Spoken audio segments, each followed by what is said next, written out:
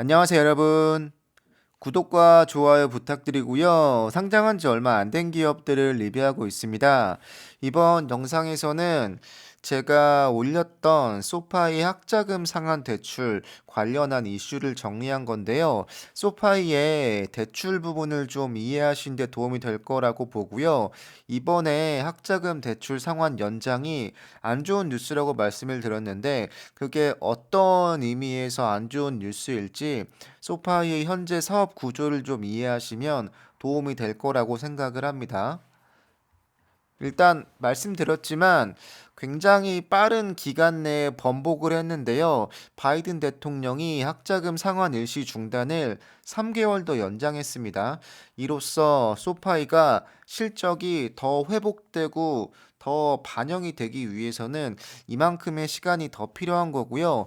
다른 분께서 댓글 남겨주셔서 저도 봤는데 이번 그 일시 중지가 연방학자금 대출에만 적용이 된다고 합니다. 그렇기 때문에 민간 쪽에서 진행했던 학자금 대출은 영향을 안 받기 때문에 상관이 없구나라고 생각할 수 있지만 실제로는 그렇지 않습니다.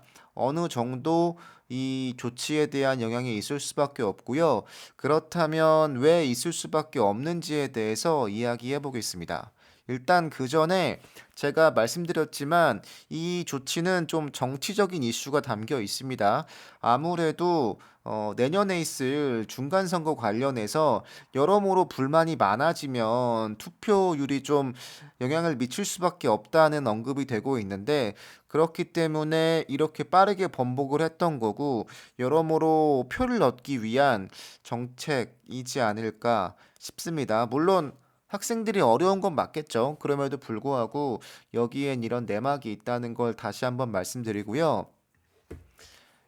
연방 대출과 민간 대출이라고 표현을 할게요. 민간 대출은 굉장히 많은 차이가 있습니다. 약 92%가 연방 대출이다 보니까 압도적으로 이쪽이 많은데요. 소파이가 속해 있는 약 8%는 사실 시장이 그렇게 크진 않습니다. 다만 여기서 중요한 건 소파이가 학자금 대출 쪽에서 하고 있는 건 리파이낸싱입니다. 그렇기 때문에 여러분들이 이 리파이낸싱이란 단어를 모두 알고 계시겠죠? 네. 원래 있던 대출을 다시 대출을 받아서 더 좋은 금리로 대출을 받고 원래 있던 금액을 상환해 버리는 거잖아요. 아니면 더 받거나 이런 용도로 이해하시고 계신데 역시 똑같습니다. 그러면 이 학자금 대출 상환, 유예, 또 연장 이런 조치가 이 리파이낸싱을 하는 소파이에게 어떤 의미가 있을지 좀 알아보겠습니다.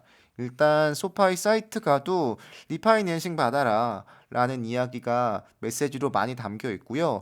역시 소파이 메뉴에 가셔도 소파이 리파이낸싱이라고 안내가 되어 있습니다. 네. 이 내용을 기억하시고 이 다음 내용을 보시면 되는데요. 학자금 리파이낸싱이 무엇인가에 대해서 간단히 소파이에서 설명된 내용이 있어서 이 내용을 좀 보여드리겠습니다. 개별 재정 상황에 따라 다르겠지만 신청자는 재용자를 통해서 더 낮은 이자를 받을 수 있습니다. 이 내용인 즉슨 연방 대출보다 더 좋은 조건으로 리파이낸싱을 받을 수 있다. 소파이에서 그게 가능하다라는 내용이고요. 물론 꼭 이 경우가 아니더라도 여러 이유로 리파이낸싱을 받을 필요가 있을 수 있겠죠. 대출 기간마다 당연하겠지만 여러모로 조건이 다르고 신청자가 자격을 갖춘다면 여러 조금 다양한 요율이나 옵션이 있다고 이야기하고 있습니다.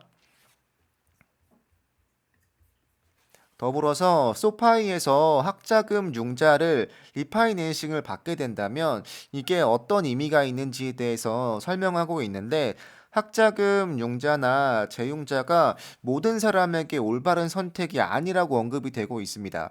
다시 말하지만 연방 대출을 재융자하면 현재 연방 대출 그러니까 92%에 해당했던 그 대출에 뭔가 혜택이 있을 수 있는데 거기서 보호나 혜택에 포함될 수 없다라는 내용이 담겨 있는데 제가 이전 영상에서 언급을 한번 했지만 탕감 얘기가 좀 나오고 있습니다. 근데 그게 어떻게 구체화될지는 전 아직까지 모르겠으나 앞으로 제가 더 알 수 있는 내용이 있다면 계속 여러분께 알려드리겠습니다. 저도 이 부분에서 완벽히 디테일한 정보까지는 알고 있지 못해서 정확히는 모르겠으나 어쨌든 이 연방에서 대출을 받으면 여러 보호 정책이나 아니면 탕감이나 이런 것들이 있는데 옮겨간다면 그런 혜택을 받을 수 없다는 걸 뜻하고요. 대신에 금리가 낮아질 수 있겠죠. 더불어서 이 연방 학자금 대출이 사람들의 인식으로 보면 굉장히 쌀 것 같고 한국은 실제로 굉장히 싸죠. 저도 대출을 굉장히 저렴하게 받았던 기억이 있는데 미국에서는 그렇게 저렴하지 않다고 언급이 되고 있고 실제로 그렇지 않습니다. 매년 7월에 재평가 된다고 하는데요. 19년도부터 20년도 이 기간 동안 학자금 대출의 연방 금리는 4.5%에서 무려 7%까지 됩니다. 굉장히 높습니다. 네, 굉장히 높기 때문에 이거보다 저렴하게 소파이에서 리파이낸싱을 해줄 수 있는 조건이 되는 사람들은 여러모로 리파이낸싱을 하는 게 훨씬 더 이득일 수 있는 건데요. 신용이 있고 안정적인 수입이 있는 사람들은 훨씬 더 낮은 금리로 받을 수 있다고 언급을 하고 있고요. 특히 이 공동 서명자라고 번역이 되어 있는데 아마 네, 한국으로 친다면 뭐 보호자나 아니면 뭐 신용 보증 뭐 요런 느낌일 것 같아요. 그런 게 있다면 훨씬 더 낮은 이율로 학자금을 다시 받을 수 있다라고 언급이 되고 있습니다. 실제로 학자금 대출의 금리인데요. 낮지 않습니다. 굉장히 높고요. 7%대, 5%대, 물론 최근에야 금리가 많이 내려갔기 때문에 5%대까지 갔지만 상당히 높은 정도 유지하고 있고요. 소파이가 고정금리로 치면 대출을 받을 수만 있다면 훨씬 더 저렴하게 받을 수 있습니다. 이렇다 보니까 소파의 리파이낸싱이 굉장히 의미가 있는 건데 최저금리가 2.49입니다.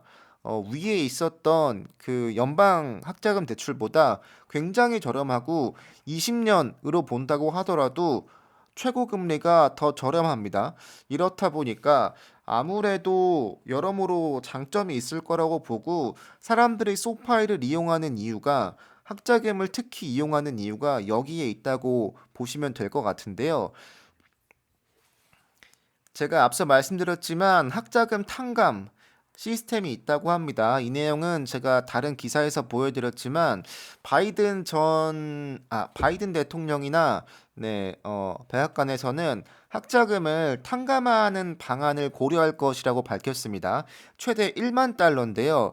조금 많죠. 절대 적지 않은 금액이고 다만 정치권에서는 더 많이 해야 한다. 5만 달러까지 탕감해야 한다. 라고 언급을 하고 있습니다. 이 얘기인즉슨 만약에 연방대출에서 소파이로 넘어온다면 아직까지 어떻게 될지는 모르겠습니다. 어떻게 포함이 될지 안 될지 모르겠으나 어쨌든 거의 확실한 건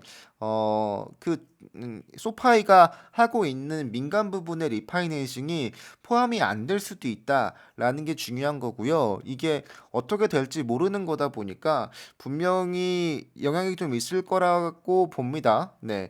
그렇기 때문에 네, 이건 좀 지켜봐야 하는 부분인데 그래서 결론을 말씀드리면 영향이 어떻게 있냐라고 다시 한번 정리해 보겠습니다.